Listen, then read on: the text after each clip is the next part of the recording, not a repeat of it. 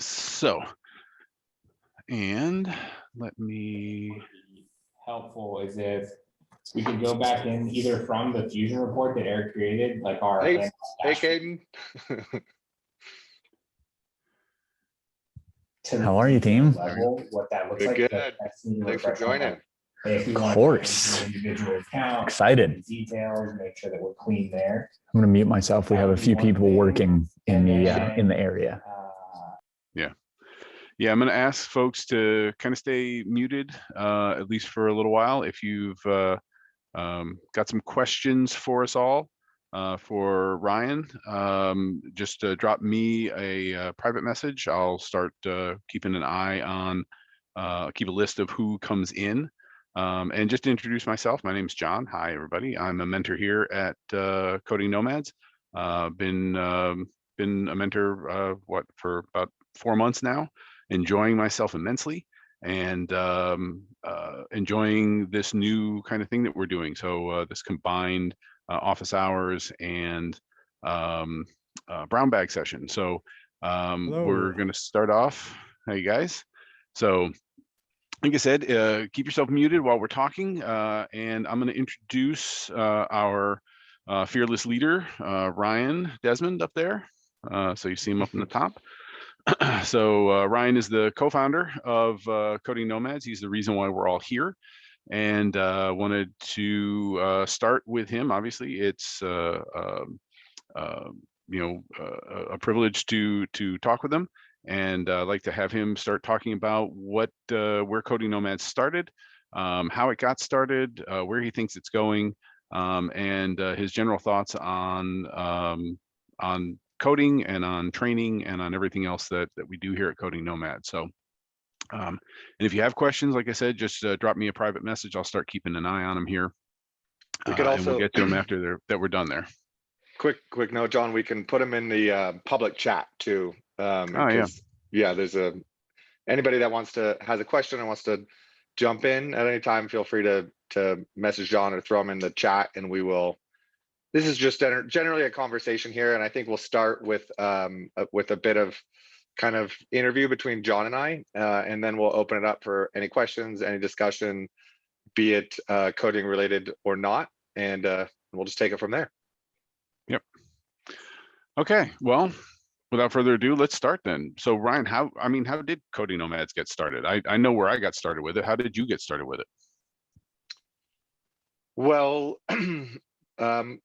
I've always had the desire to help. I always kind of daydreamed of kind of being a community college professor or instructor or university professor or something like that, but it was never really my path to go into my postgrad or into doctorate. And it was just always something that I knew that someday I'd want to do. Well before we ever started CodingNomads, when Kim and I, my wife and co-founder, would talk about, dreams for the future, I would always say I'd love to help people learn how to code. And then about 6 years ago or more now, we decided to quit our jobs in San Francisco and start traveling. And I actually quit my job and then gave them the opportunity to hire me back part-time as a contractor, which they accepted begrudgingly. And so we were living down in Central America and South America and traveling all over the place. And interestingly, but not surprisingly, working part-time while living down there and traveling, I was actually saving more than I was while working full-time and grinding it out in San Francisco. And I'd been a software engineer there, kind of working my way up the ladder through the trenches for about 10 or 11 years in San Francisco. And all the while we were traveling in Central America and South America, we would meet all these people, both locals and other travelers, and the discussion of how long you're traveling for or what you do for work kind of always comes up. And I would mention that I was working remotely as a software engineer and I was working 20 hours a week. And essentially 100% of the people that I talked to would all say the same thing, which is, I wish I could do that. I got to go home on Monday. I wish I knew how to do that. And my answer was always the same, which is that if you're serious, I could show you how. It's not that difficult. It's difficult, but it's not impossible. It's going to take several months of dedicated study. But what we're doing here, what I'm doing on a day-to-day basis, software developer is not as they say, rocket science. It's computer science. And so then at one point, we were actually visiting our friend's language school in Costa Rica. And our friends have run I'd actually helped him learn how to code as we were working on another previous kind of startup idea once upon a time, many years ago. And we were walking around his language school, his family's language school in Dominical, Costa Rica. And he was talking about how it's just difficult now with language schools, especially down there, because there's so many. And when they started this back in the 70s, there was one or two, and it was a really good business for them. But now there's 80 of them, and the prices are just absolute rock bottom, and they were having trouble kind of keeping the business afloat. And right in that moment, I just thought, well, what if we taught coding languages instead of, Spanish in this case? And immediately in that moment, Kim and I, who's now joined the call, hi Kim, we're like, that would be so cool. We should do that. We could travel to these other countries. We could host coding boot camps. We could teach foreigners and travelers and locals. And literally that day, our brains were just buzzing. We came up with the name Coding Nomads, I think that day. And because we were trying to, this is our third or fourth attempt at starting a small business. And it just kind of took off. And shortly after that, we were going to Guatemala, and we had rented a little place on Lake Atitlan for a month. And when we first got there, we were feeling a little tired of traveling, and we'd been out for over a year, kind of on the road. And travel is beautiful, but it's also incredibly difficult at times, Yeah.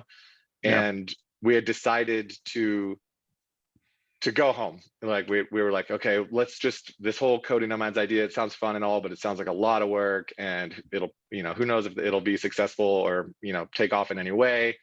Let's just go back to San Francisco. We could kind of step back into our old jobs or similar jobs. And, that's that. We'll just do this 1 month here in Guatemala. That'll be the end of our trip, and we'll go home. And we kind of went to bed on that. And then the next morning we woke up and just immediately both looked at each other. We're like, we have to try. We have to try. We have to give it a shot. And so we spent the next month in this little house in Lake Atitlan, Guatemala, building the first website.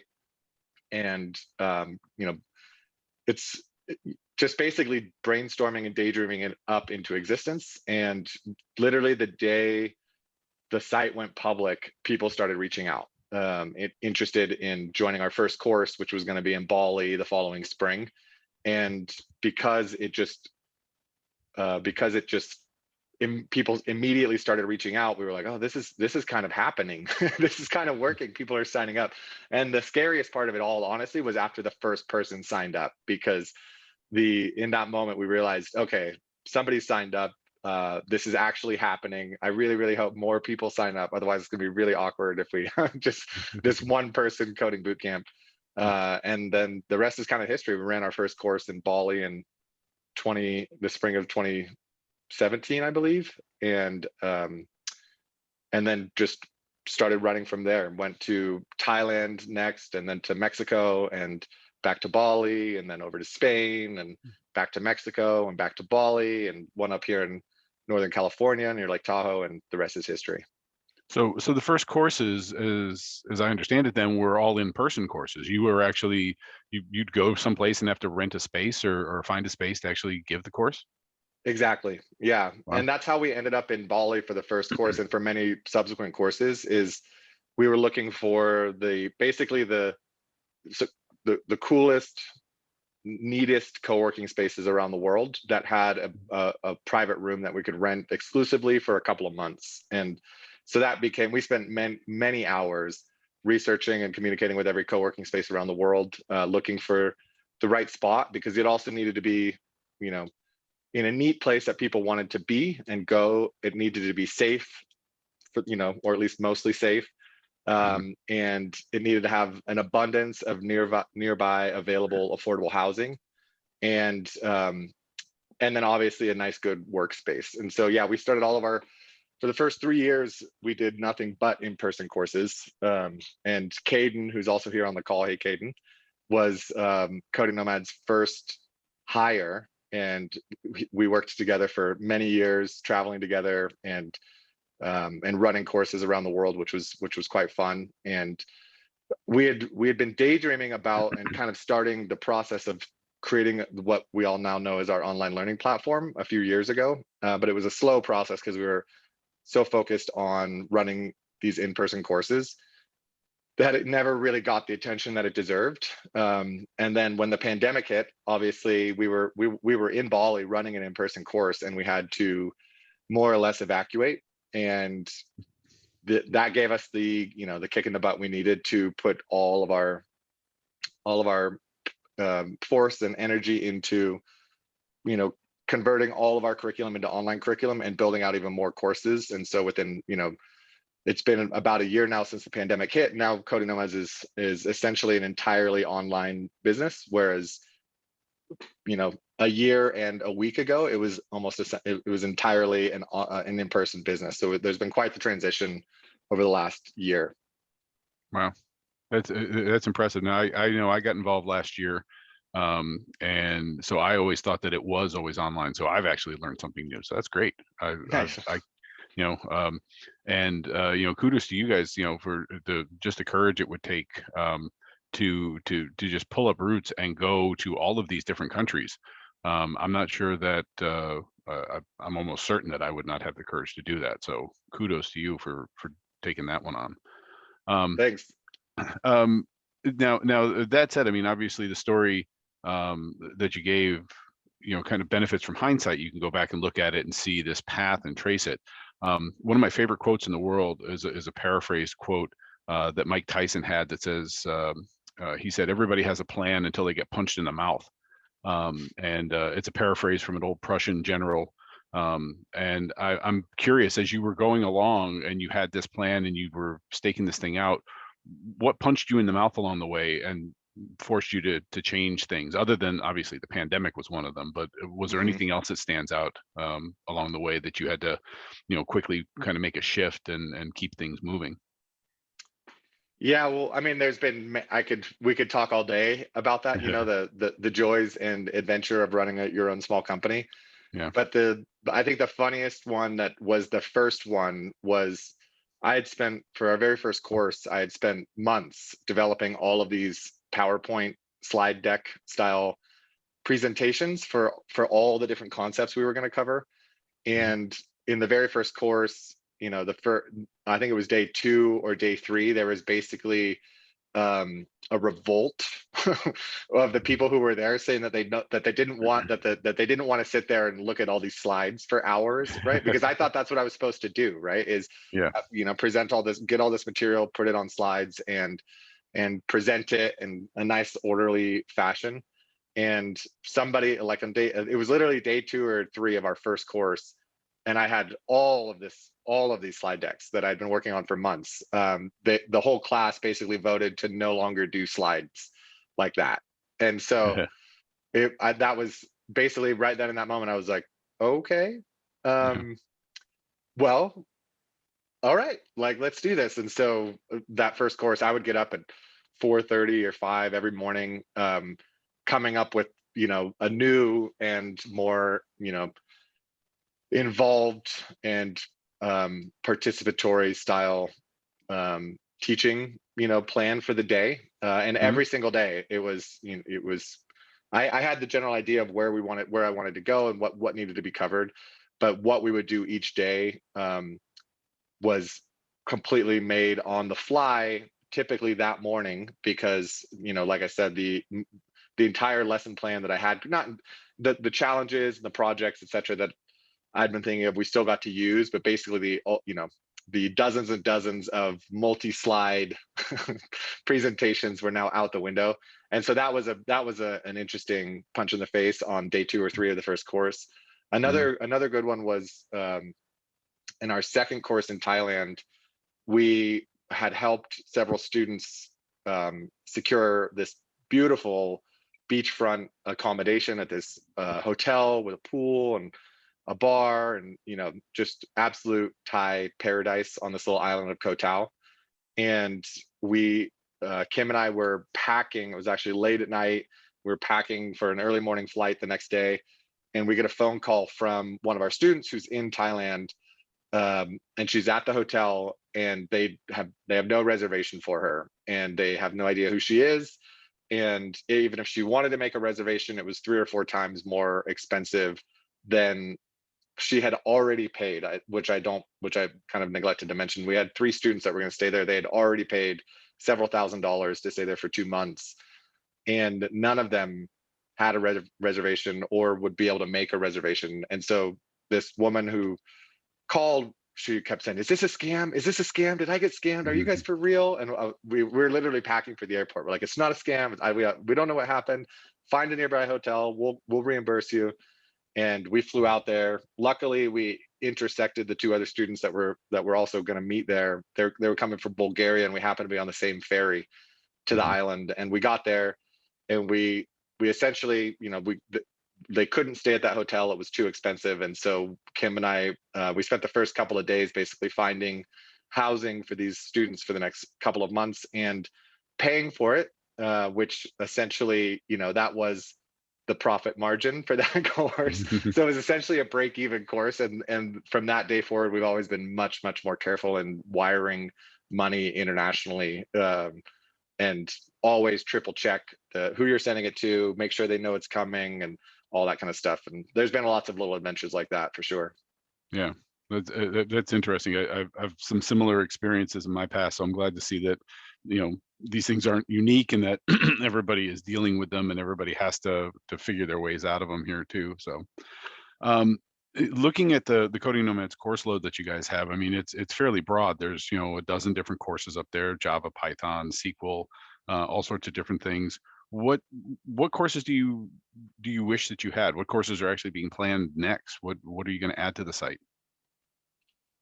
Yeah, we've got 3 new courses in development right now. One of them, Ian, who's here with us, hi Ian, is working on, and that's an advanced JavaScript and React course, which is really cool. And I'm really excited about that one because it's going to build on top of the existing JavaScript course that we have that Ian also built, which the neat thing about those 2 courses is that they really round out Coding Nomads offerings in a way, because we'll have very strong, we've always been server-side or back-end focused, and now we're kind of inching our way into more front-end technologies, which is great. We've also got a really neat data engineering course in development, which is going to use Apache Spark, Delta Lake, Kafka, and a bunch of other new, great technologies for data engineering. And the interesting thing about data engineering, and I was talking with Josh about this previously, he's the guy that's leading development on that course, is that most data scientists get their first job at small companies, right? And what they find themselves doing is actually data engineering for the most part, at least until all the data engineering is set up, because data engineering is essentially what you need to do before you can do anything like data science or machine learning, because you need to find all your data, get it, aggregate it, collate it, organize it, clean it, and then store it and make it easily queryable, so that we can do all this fun data science and data, machine learning on top of that. Yeah. So we've got a cool course in that coming together. And then we've also got a new module that builds on top of our data science and machine learning course, which is deep learning, which goes into all kinds of kind of more advanced machine learning concepts and NLP, deep learning, lots of really neat stuff there. So yeah, those are the 3 courses in development right now. Okay. So building on that, what so new courses, so more the mechanical side of it. What, from your side, what are your hopes and your dreams for Coding Nomads? Where do you see it, 5 years, 10 years down the road? Yeah.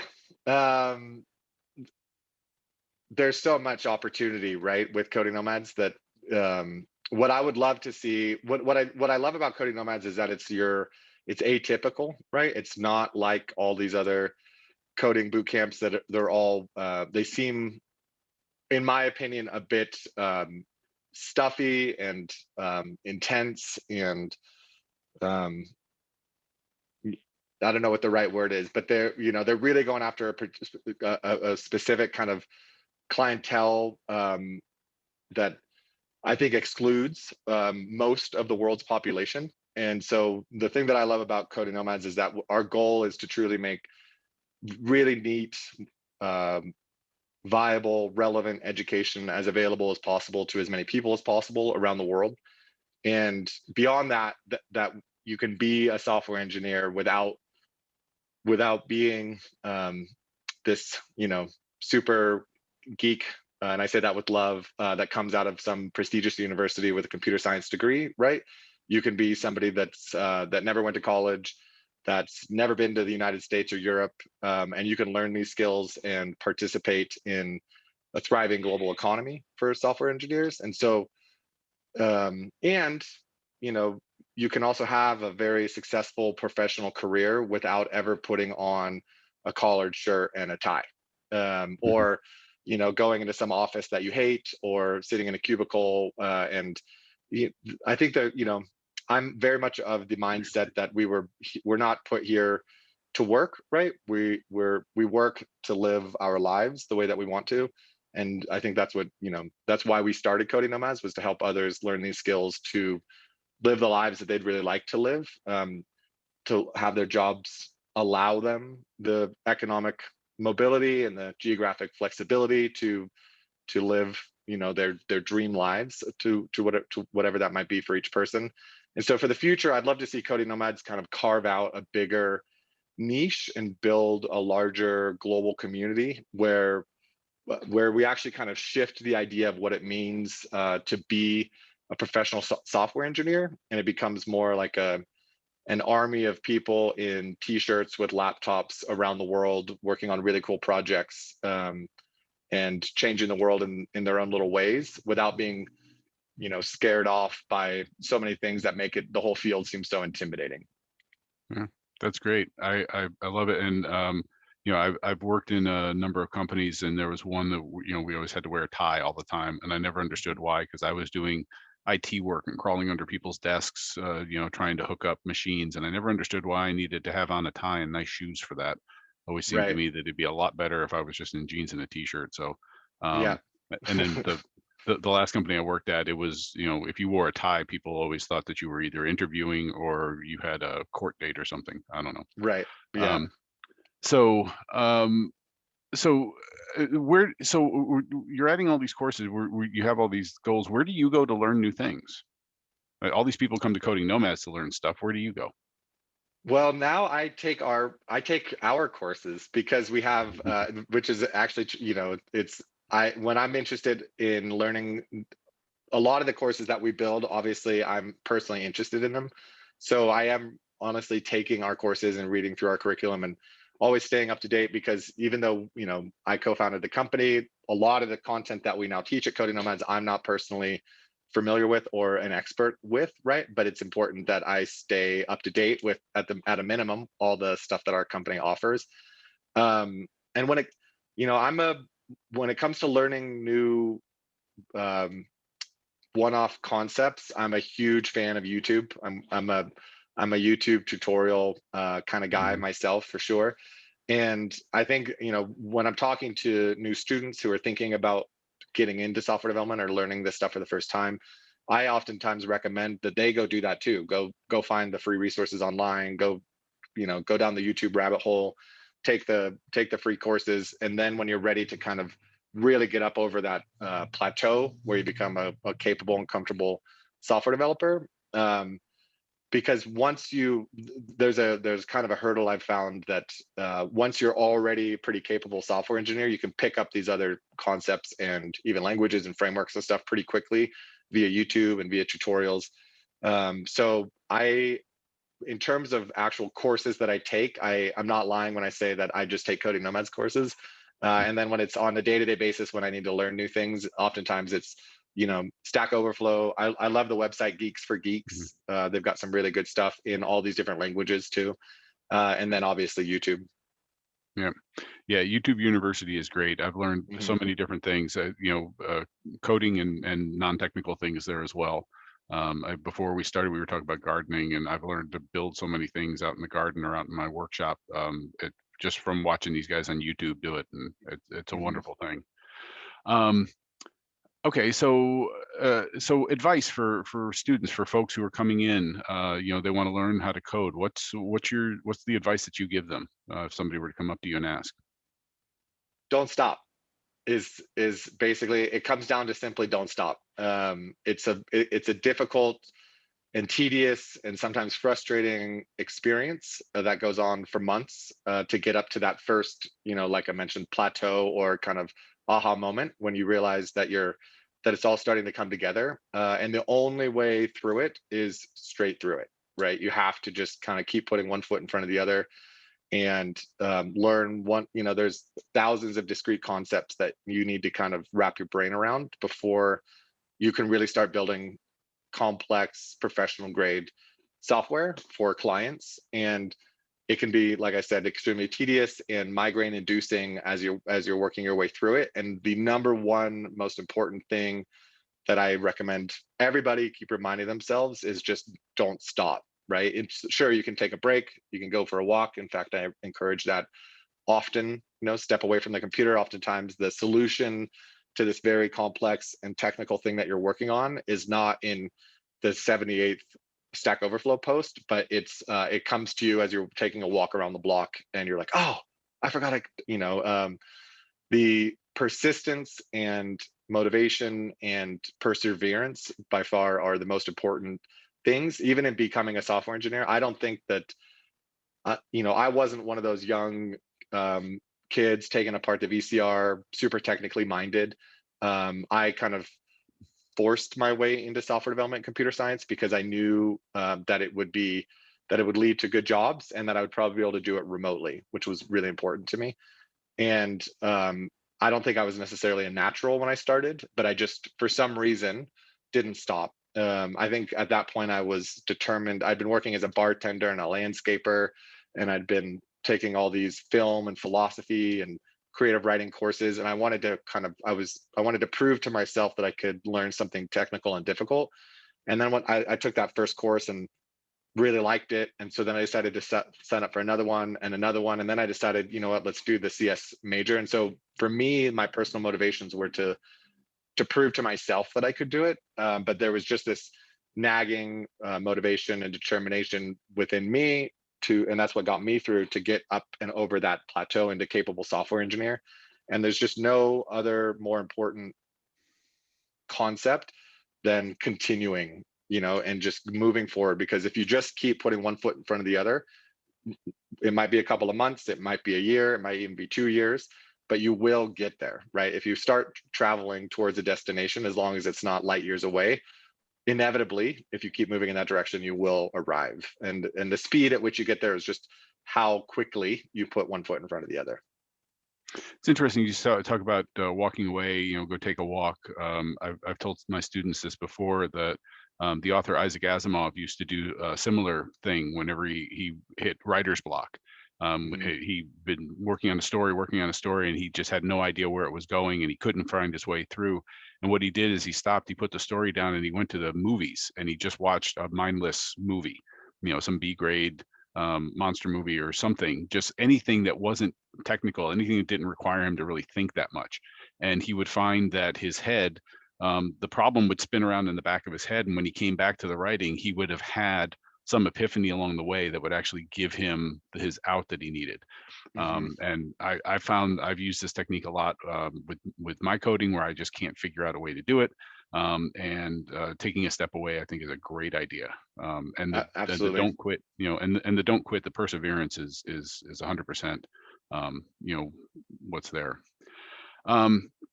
Okay, so we're getting close to the end here. I want to ask just a couple of closeout questions. So there's this idea about the desert island, and people talk about what book or movie would you have on a desert island, and that's I don't know. Everybody asks that, so I want to ask two questions about desert island. Number one, where is your desert island?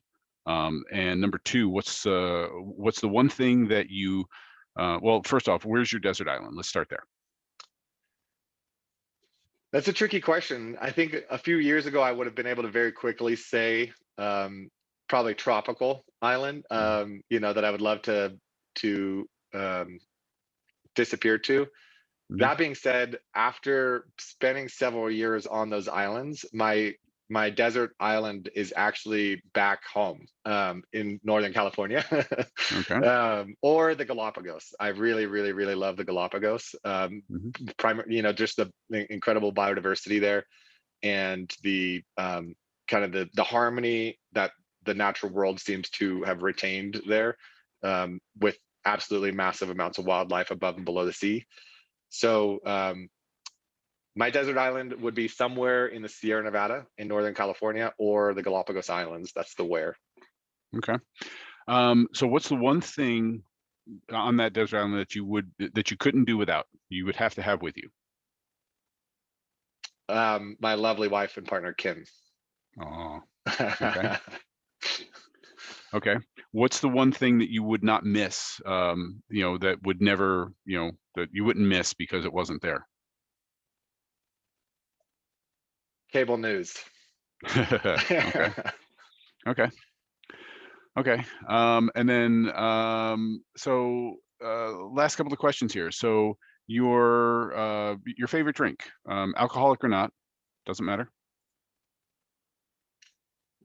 Favorite drink.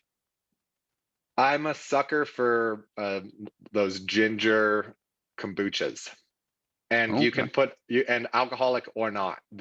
I think the most excited I ever got about a drink was the organic blueberry ginger alcoholic kombucha or something like that. It was a blueberry ginger, spiked kombucha. Kombucha is by its nature alcohol. There's alcohol in it, but these were extra spiked.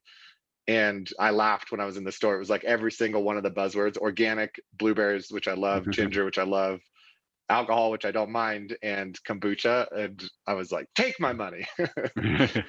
So both. I think that actually covers both alcoholic and non-alcoholic. Okay. Favorite food? Dumplings.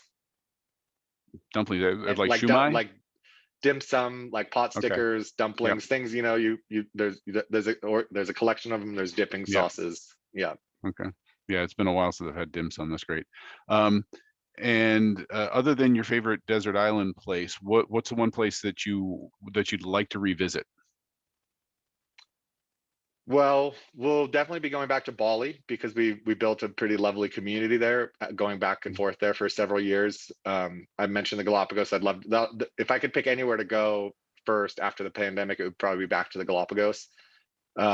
Istanbul, Turkey was really, really neat. We spent a week there once and truly enjoyed it in that urban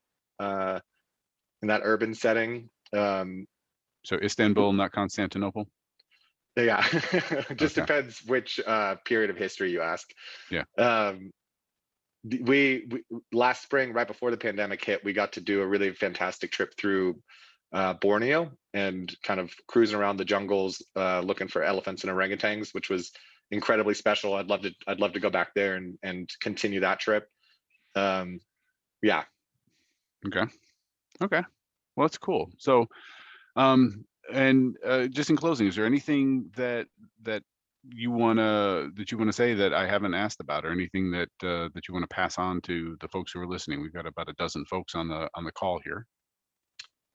Well, I think the main thing, and honestly, what the reason we're even on this call and kind of starting these brown bag sessions and these office hours is, I'd really like to encourage people to get vocal and to get involved. Right? This is there's a couple of ways to learn, and it's not for everybody. But what we're trying to cultivate here at Coding Nomads is an active community of people that are asking questions and answering questions and helping each other, and setting up study groups, and finding other people that are learning the same technologies as them and are around the same area, and pairing up with them and doing their own, working together on their own. And I'd love for Coding Nomads, it's right now we kind of have a top-down approach we've got courses and instructors that are teaching students and and mentees, and that works, and it's great, and it's been continuing to work. But I think that we can enrich the entire experience and make it more enjoyable and more effective by really, really trying to encourage people to get out there and ask questions and meet up with each other and become super vocal.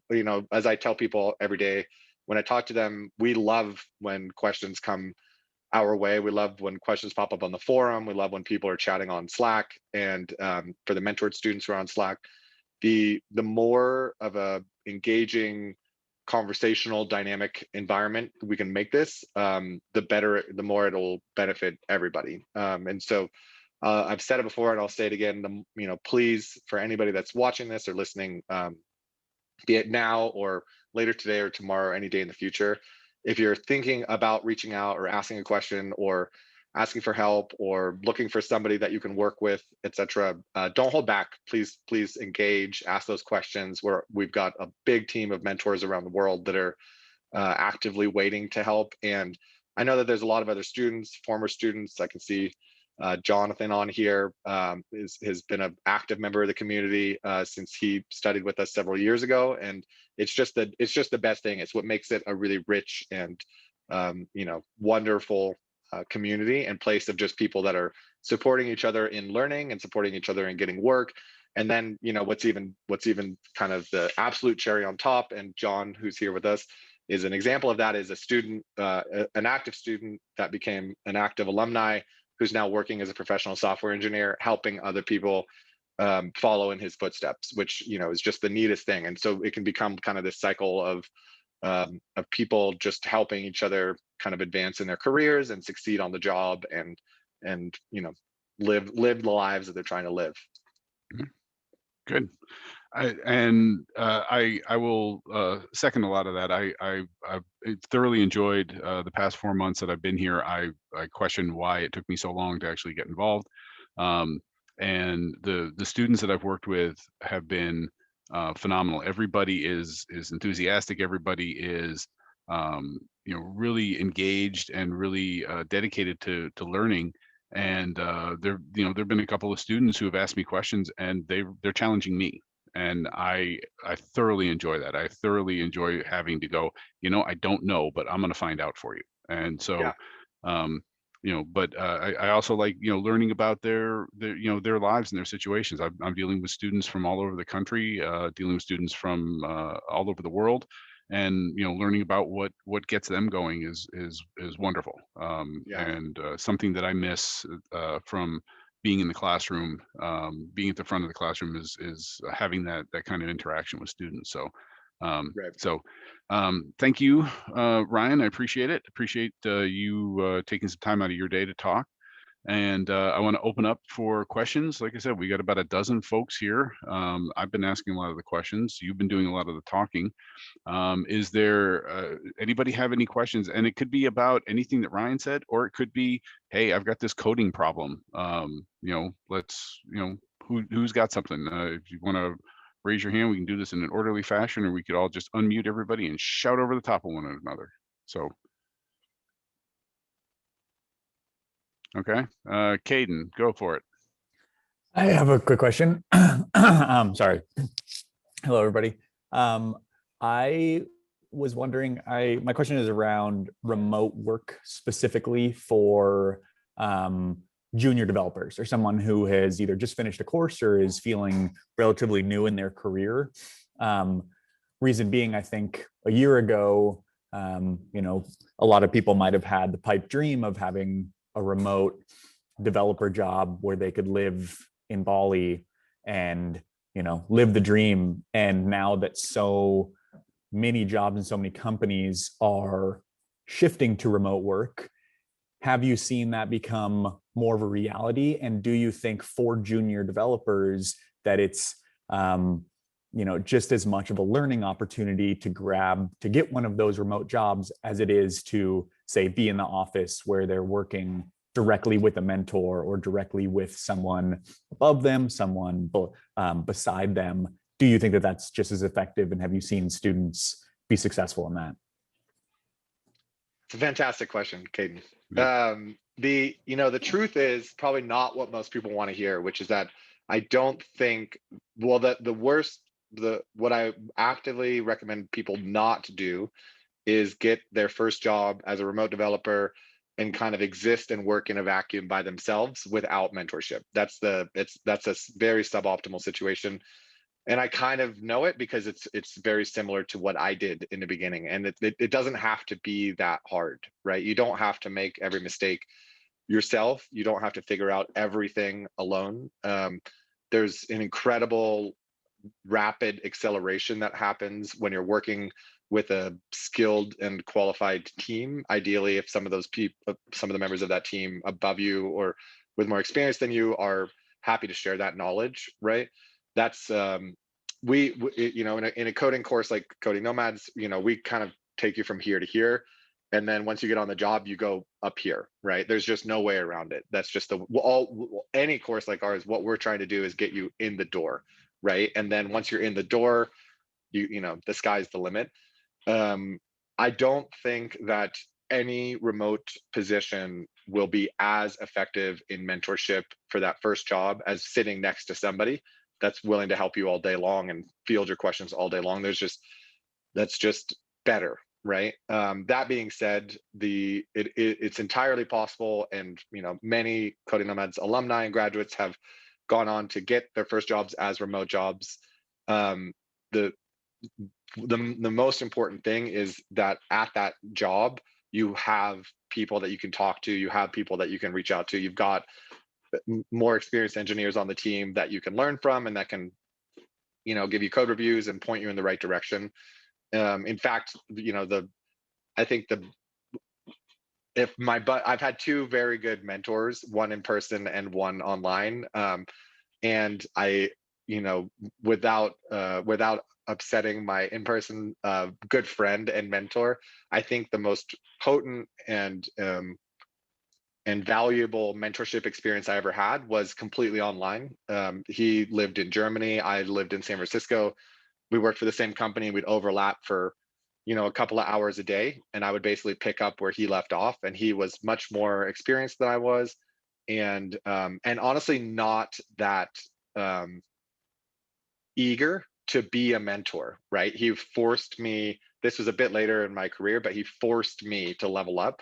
He forced me to he would help me, he would point me in the right direction. Once I had something to show, he would review it and give me feedback. But we only met once or twice in person, and that was over a beer when he was visiting San Francisco. And so that was really one of the best mentorship experiences I'd ever had. So I can say personally that it's possible to get that kind of mentorship remotely, but it has to be somebody that you can, ideally, that you can chat with every single day, that can basically make you feel,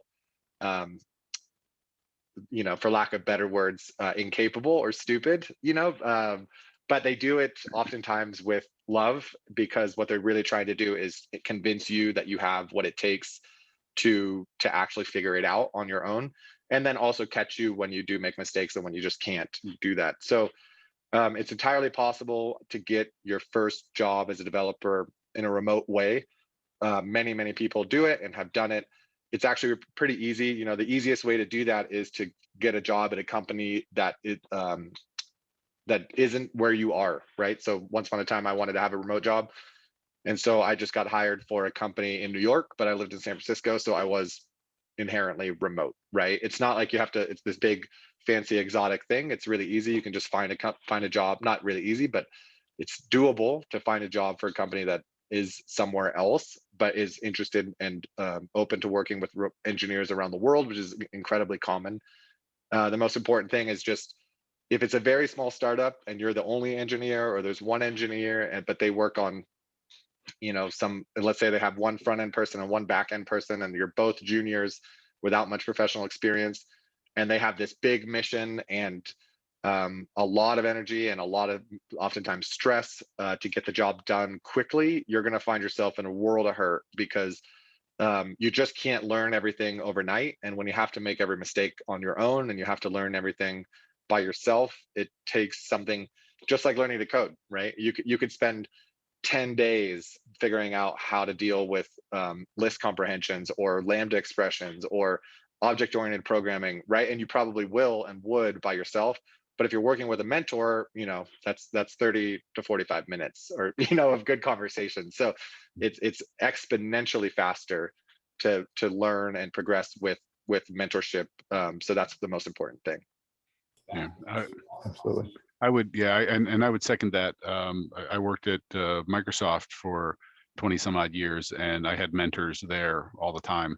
And it is infinitely easier to navigate even a big space. I couldn't even contemplate going into a small company and not having somebody there that I could talk to about, okay, what's going on here. So, so Jonathan Awesome. Thank you. Sessions. Yeah. Yeah, thanks, Caden. Yeah, thanks, Caden. Appreciate the question.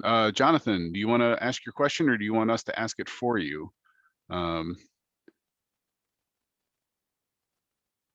Okay, Jonathan popped this one into the chat. He wanted to know how's Coding Nomads changed during the COVID-19 restrictions? He says no mic right now. Okay, so how's Coding Nomads changed during the COVID-19 restrictions, and what does the future look like as restrictions start to lift?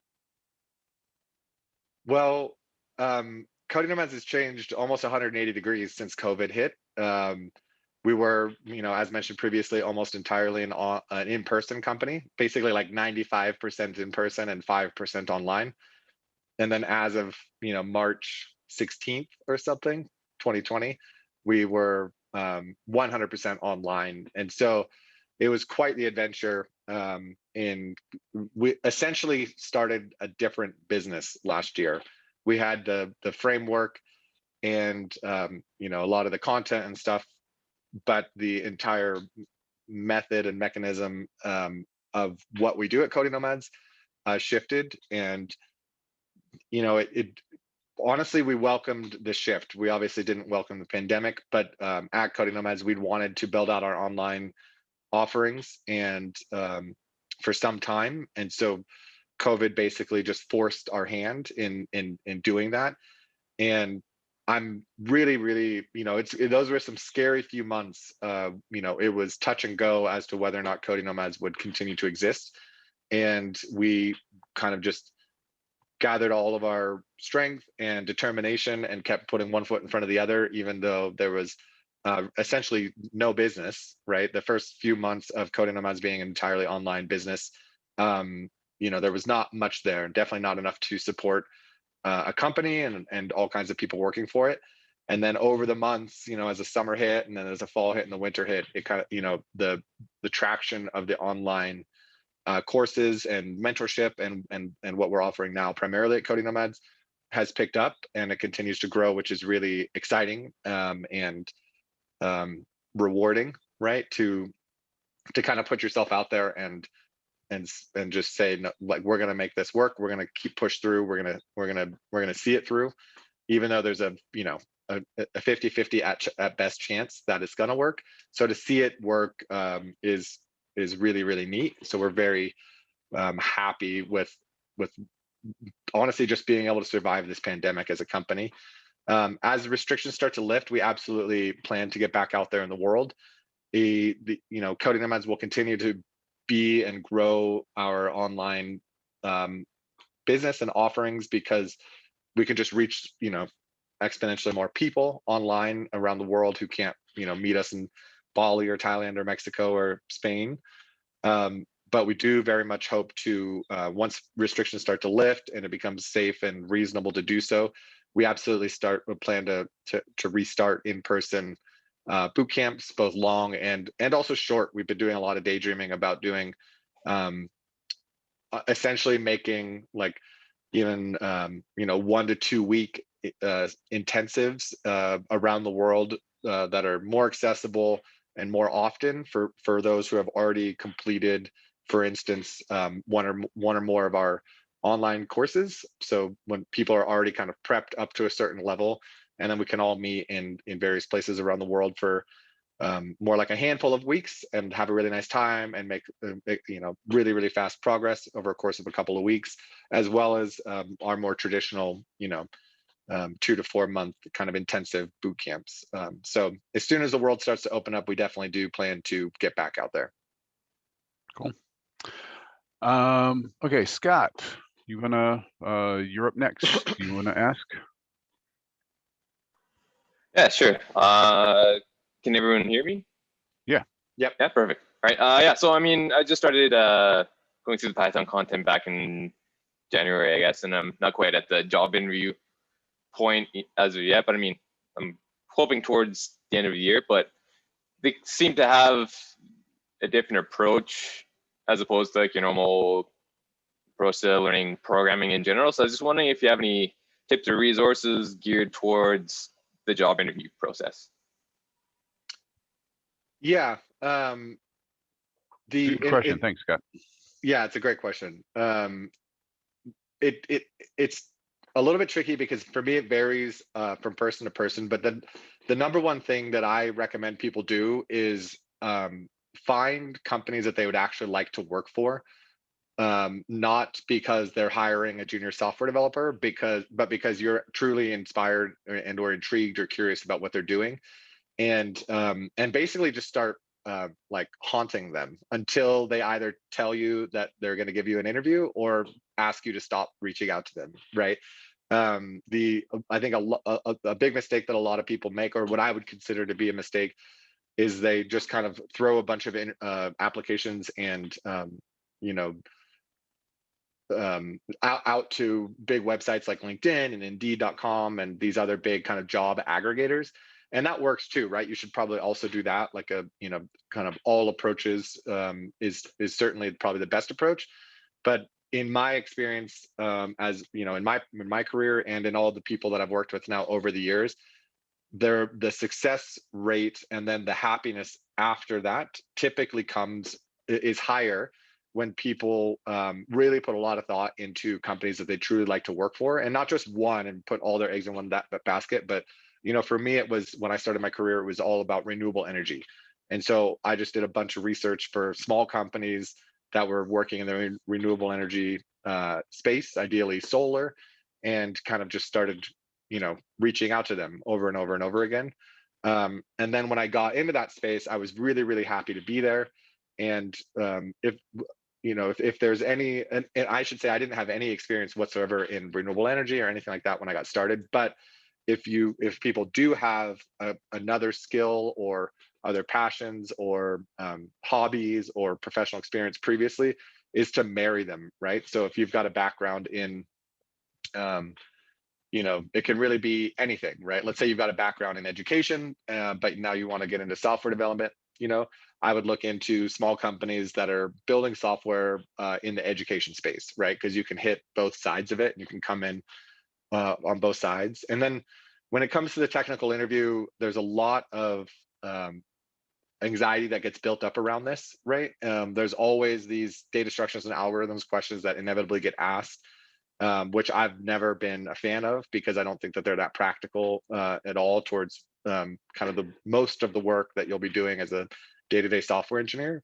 You never write your own quicksort or your own tree data structure, or I mean, maybe you do, but even if you wanted to use those things, they're already implemented, right? Like in Java, if you say collections.sort, it uses the quicksort, right? If you want to use a hash map or a tree, you can just use Java's hash map or tree. It's very rare that you need to create those things from scratch on your own, but they do demonstrate your ability to wrap your mind around these complex topics. And so obviously putting a good amount of time into studying those quintessential data structures and algorithms. And for me, those are, on the data structures, it's obviously arrays, array lists, stacks, queues, linked lists, hash maps, trees, and the new one that I'm seeing is really popular is the TRIE data structure. And then basically, as long as you have those kind of in your, I think that's good. Even if they ask you some other one that you don't know, and I'll get to this in a second, you can kind of say like, actually, I'm not familiar with that one, but I do know these four, and would you like to see one of those? And they're going to be like, sure, yeah, that works. When it comes to sorting algorithms, you're going to want your fundamental iterative ones like the bubble sort and the insertion sort and the selection sort, and then a couple of recursive ones. And obviously the two most common ones there are going to be the merge sort or the quick sort. If you've got those five sorting algorithms kind of locked in on your head, that's going to probably get you past those collections of things are probably going to get you past that data structures and algorithms part of the interview. And then the last piece of that is there's a way to make people feel like your answer is yes, even though it's no, right? So if let's say you asked me how to, could you do me a favor and is oftentimes they'll hide the questions. They'll hide which kind of data structure you need to use in the type of question, right? And so that's where the practice comes up, because as they're asking the question and you're discussing it, you'll be like, oh, this is an opportunity for a tree data structure. Oh, this sounds like a hash map, or oh, this sounds like a linked list. But sometimes let's just say, like, are you familiar with the trie data structure? And you're like, oh, I'm not familiar with the trie data structure, but I am familiar with this other one. And oftentimes and I've done many interviews. I don't need to see that you can answer the exact question that I just asked. I just need to see that this general realm of thought is something that you're somewhat comfortable with. Or let's say another language or another framework. If I was interviewing for a Java job and they use the Play framework instead of the Spring framework, and they say, do you have any experience with Play? My answer would probably be something like, I haven't used Play that much, but I've used Spring extensively. And what I've learned over time is that these frameworks are a lot more similar than they are distinct. So I'm pretty comfortable or confident that I could pick that up in a couple of days, and I'm actually looking forward to it. Right. So my answer to that question, have I used Play, was no, but they come out of it feeling like, oh yeah, he's got it. Right. So that is like a trick in getting used to finding a way to give them a yes, even though technically the answer to their question is no. You know what I mean? So that's good. Thanks for the question, Scott. And Jonathan had some advice there too. He was saying that his first dev job he got by emailing the CTO directly and told them that he was changing careers. They didn't even have a position listed. So direct contact is definitely a good thing. So some advice there. And Jack Common had asked, you were talking earlier about the after COVID restrictions are lifted, getting back into doing the more in-person intensive type of boot camps. He wanted to know whether or not they would be streamed or not. And I'm going to expand upon that a little bit, saying, would there be an opportunity for people to partake in those who maybe can't or are unable to, or just don't want to travel to Bali or Spain or Mexico City or wherever? Yeah, I would love to do that, Jack. It's a little tricky. It's a little tricky because it can be hard to translate the in-person classroom environment into online. But I think the whole world has had to figure out how to do that now through COVID, and all the people in school doing the kind of hybrid experience in person and online. So yes, I would be very interested in making the in-person intensive sessions available online. And I would say that there would have to be a good reason not to, for us to not do that. How that goes and how interactive we could make it with, having students online and in the room, and how dynamic and immediate that can be is kind of TBD. But yes, I would say that it's a safe bet that our intensives in the future will be streamed and or available online shortly thereafter. Okay. And I wanted to one quick thought that I had, to go back to Scott's question that John made me think of is very, very few companies put job listings out for entry-level engineers or for junior engineers. It's not a very common thing because they'll get swamped and swarmed with applications from all over the world, right? Typically your entry-level and your junior positions, you can fill them via word of mouth with your existing engineering team, and it's relatively it's not that difficult in my experience for companies to find kind of interns and junior engineers, et cetera. And so I wouldn't in any way let the fact that a company that I'm interested in is not hiring a junior engineer is by no means a reason that you shouldn't be reaching out to them. If anything, what I would be looking for is if I see that they're hiring a senior engineer, and then I would look at all the skills and technologies and qualifications they're looking for there. And I'd be like, okay, that's what I need to, these are the technologies they're using. This is what I need to be comfortable with. And then start reaching out to them, because there's no, and I, typically recommend smaller companies to get started with. Like, it's very difficult to come out of a course like ours and just go get a job at Google, right? That's down the line if you're interested in that. There's no small tech company that doesn't need more engineers. There just isn't. Everybody needs more help.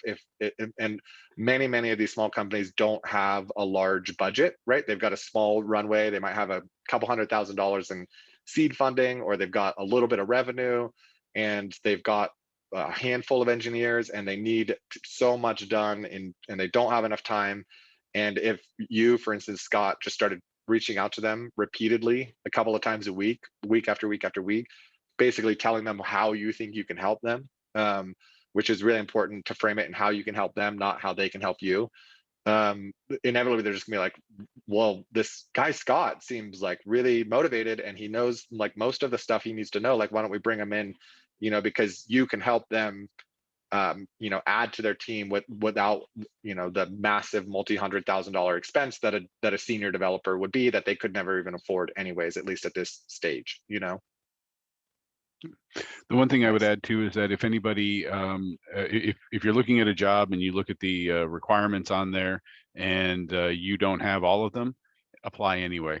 In a lot of cases, those are meant to scare off people who maybe can't learn or just don't even know what it is. If you know what it is, but you don't know it, apply anyway. In a lot of cases, they might look at it and say, you know what, you've got the first 3 or 4, the last 3 or 4, that's okay, you can pick that up. So yeah. And those job listings are typically ideal. That's like, if they could just sculpt their ideal person out of thin air, right? That's what that listing looks like. It's very rare, if almost probably extremely rare, for somebody to get hired for a job that literally checks every box next to the desired qualifications. If you have 2 or 3 of them, the most important ones, that's typically enough, right? And they'll work with you. And I would say another thing that I've heard is that oftentimes these, if you get a job as a mid-level engineer and you're supposed to know all these technologies and all these things that, that were on the job listing, you get hired thinking and feeling like you have a big shoes to fill, and that you've got to grow to fill this. So it almost challenges you to become better faster, right? Whereas if you are perfectly qualified and you have all the qualifications for a given job listing, I would almost say you're overqualified for that position, right? You should be trying to get jobs that you feel underqualified for. Yeah, exactly. Okay, so we are right at the end of an hour, and so Michael, you just jumped on, and we are just ending. So perfect, great timing, man. Yeah. Yeah, I just saw it on the Slack. So yeah, I don't. Okay. Can you guys send calendar invites? Because otherwise, I'll probably keep missing it. Yeah, no, we can definitely send them out. Yeah. Okay, Yep. great. But I see that you recorded it. So yes, will we be able to watch it? Yeah, we'll have a recording available too. So we do have a recording. So we have the questions there. We have the interview with Ryan. I want to thank Ryan for his time. I want to thank everybody else for showing up, especially Michael. You just got in right in the nick of time. So thanks everybody. Appreciate it. If you like what you heard, drop us a note. And if you didn't, and there was something else you'd rather us do, drop us a note as well. Ryan, you closing remarks? Well, just a very funny thing that Ian just sent is that, well, and also Jack, I see Telestream. I'll look into that. Thank you. And Ian just sent a Twitter on the chat. If I highly recommend that you click on it. It said, I saw a job post the other day. It requires 4+ years of experience in Fast API. I couldn't apply as I only have 1.5 years of experience since I created that thing. Basically say that the creator of Fast API, which is a 1.5 years old, was not able to apply to the job because they're requiring 4+ years of it. So that kind of stuff exists a lot. And in closing, John, I'd like to thank you. Thank you for hosting. Thank you for these questions. Thank you to everybody for joining. This is a great way to kick this off. We're going to be doing these every 2 weeks. It's not always just going to be me blabbing on.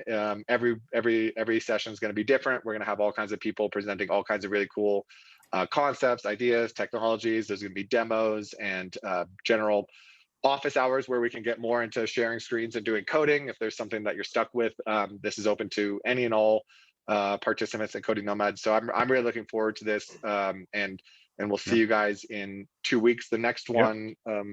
It's on May 9th. It's on May 19th. It's going to be at I believe it's at 6 p.m. Pacific time. We have Gilad, who is going to be talking about machine learning and AI. Right. So he's another one of our mentors. He'll be talking about that. And then the next one at this time is Ian on the 3rd of June. He's going to be talking about app script. So Ian, right in the middle of my screen. So with the thumbs up over there. So don't want to miss that one. And I'm doing one 2 weeks after that on games. So nice. And quick update there is that we got some feedback that 6 p.m. Pacific might be a little late for our Eastern folks. So we were talking about switching up the ongoing ones to 5 p.m. Pacific, okay.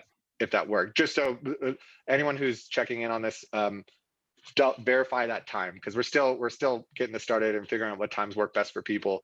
But we'll send out emails, we'll make forum posts and Slack posts and all that kind of stuff. And yeah, thank you guys so much. And Jon, okay. thank you very much. You're a fantastic host, and I really appreciate you taking the time and leading this. So thank you. I appreciate you guys being here. Thanks everybody, and we will see you guys in a couple weeks if we don't see you on Slack. Yep. Nice All to right. see you all. Okay. Thank you, Have a great guys. day, everybody. Bye guys. Bye. Bye-bye.